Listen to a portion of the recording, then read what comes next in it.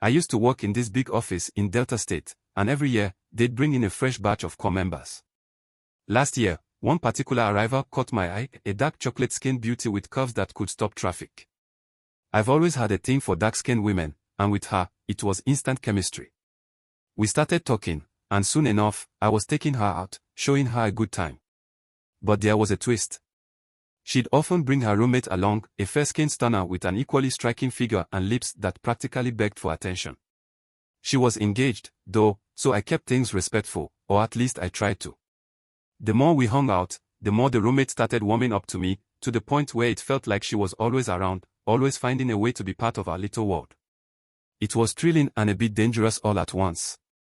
Then one day, my girl and her roommate had a falling out, and she asked me to step in, maybe try and help smooth things over. So I called the roommate, set up a meeting at a lounge where we could talk it out. When she walked in wearing a short, tight dress, let's just say I nearly lost focus on why we were there.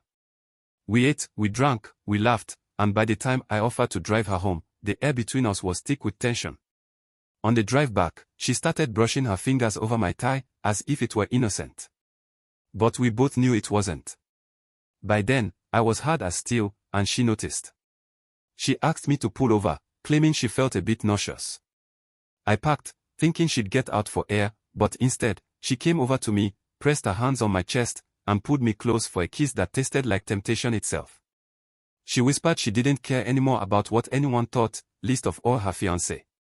One thing led to another, and we found ourselves in the back seat, where she gave me an unforgettable taste of her hunger. I knew it was wrong, but damn, every nerve in my body wanted her all over again. After that night, things escalated. We kept things under wraps, meeting in secret, stealing moments wherever we could. Then one day, my girl noticed I'd sent some money to her roommate. She questioned me, suspicion in her voice, but I managed to brush it off with a smooth excuse about her lending me money for something. She didn't entirely buy it, but I got away with it, for a while. Luckily for me, the service year ended, and her roommate went on to get married. Soon after, my girl left for studies abroad, and just like that, the affair was over, leaving behind only memories and the thrill of almost getting caught.